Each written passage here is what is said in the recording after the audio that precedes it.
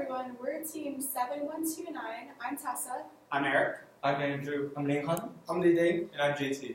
And we're working on UAH's library. So for a little bit of background, our client is the University of Alabama's theater department. We say theater department because we really do have functionality for both the professors as admins and students as general users. Right now, the checking out process for a play operates entirely on the honor system, which is exactly what you'd think it is. A student will go to the bookshelf, check out a play, maybe that means writing it down or telling a professor, but there's no real tracking going on. As student enrollment increases, professors worry that this rather unorganized system is unscalable. Our solution is to create a web application that we will refer to as the database application for plays. Now, although most of our team is comfortable and experienced with Android development, we decided not to go with an Android app because the professors and student body would likely have a mix of iOS and Android phones, so we'd be maybe reaching half of our audience. The plan for the functionality for this app would include checking out and returning plays as well as providing information about the plays. I'll hand this off to Andrew to talk about our previous work. In the previous semester, we contacted Amy Guren, who's a professor in the theater department of UAH, and took on her request for a system that would help her keep track of plays.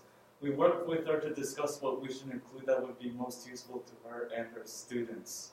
We also conducted a survey to determine what type of service would best serve her students, which is how we came to a conclusion that a web application would be the best choice. We needed a basic idea on how the application would look, so we used NinjaMock to design the user interface of the application. With NinjaMock, we were able to create mockups of different pages, such as the login page, the search plays page, and the view play details page. Next, we'll be talking about the system architecture, which I'll hand over to Eric. Alright, so this is our system. So from the NinjaMock design, we developed this actual implementation using a three-layered traditional web layered application with like 3 layers.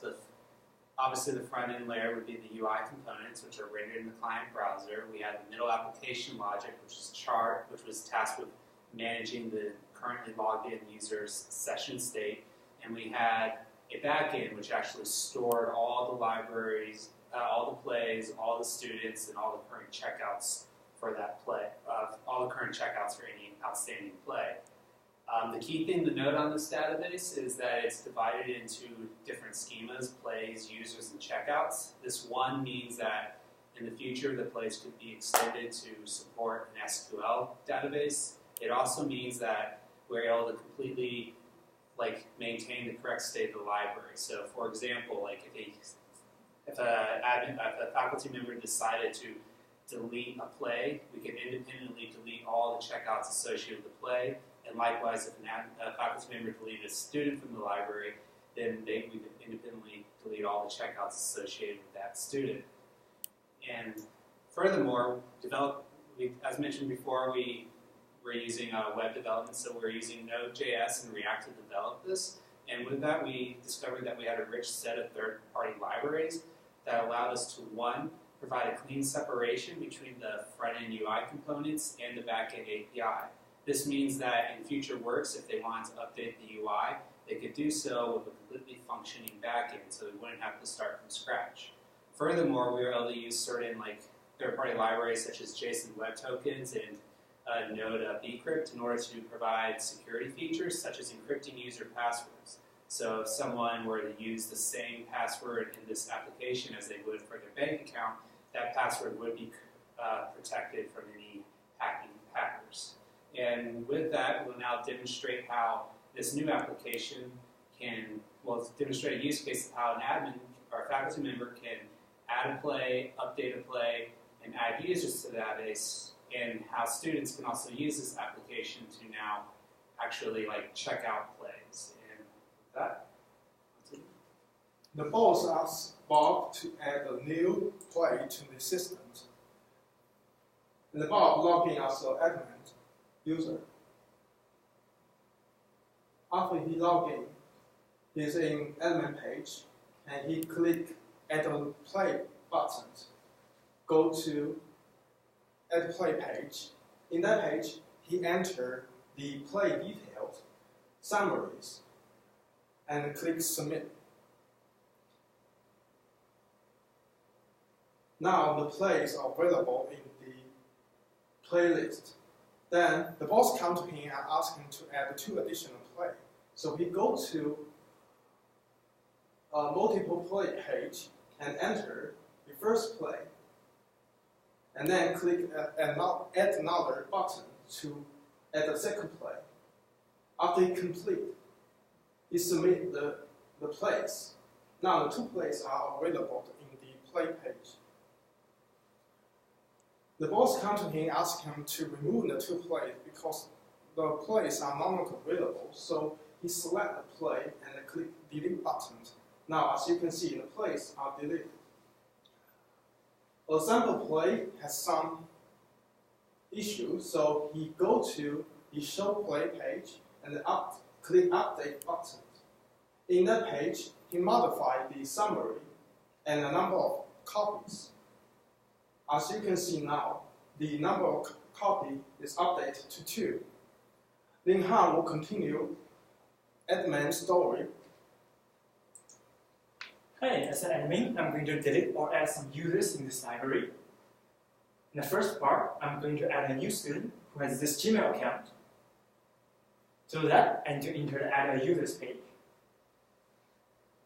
Then, I need to put this student email address with other credential information. And click the Submit. As you can see, this new student is in our database now. And at the same time, the student will receive an email from the application with their email address and default password. However, sometimes add 1 user at a time may be inconvenient, so we can add many users at the same time. To do that, I need to enter the Add Multiple Users page. On the first row, I put the information of the first user I need to add in our database.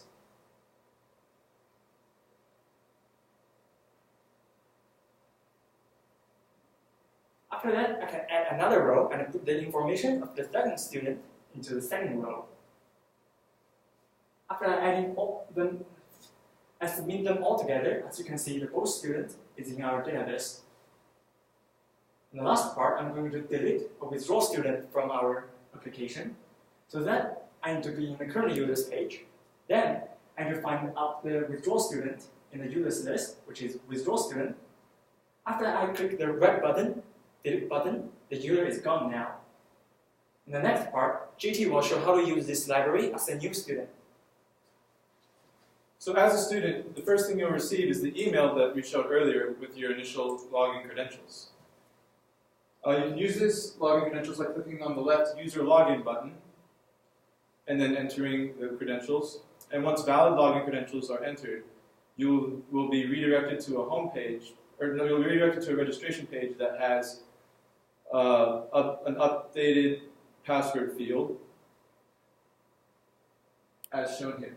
And once you enter a new password, you will be able to use this password instead of the one that was just sent over an email, so you can type in whatever password you want to remember.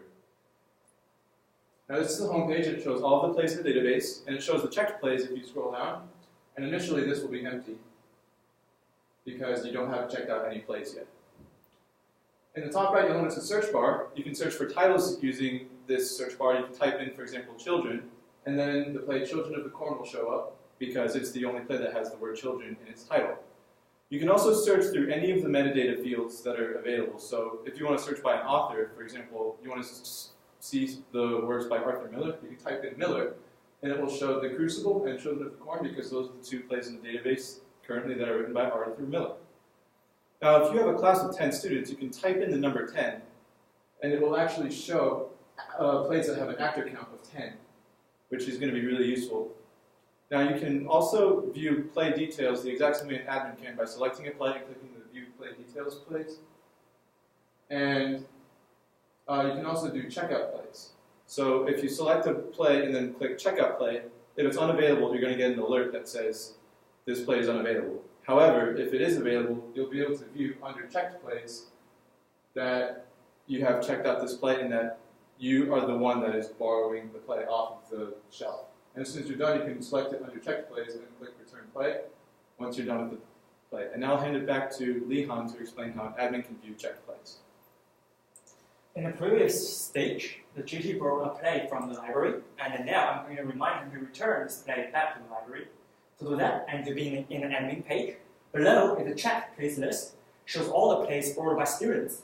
In this list, I need to find a play borrowed by GT, which is the third one. Before I do anything, as you can see, the GT's email inbox is empty. After I notify him by clicking the button, GT will receive an email from the application to tell him return this play within 3 days. And thank you, this is all of our presentation.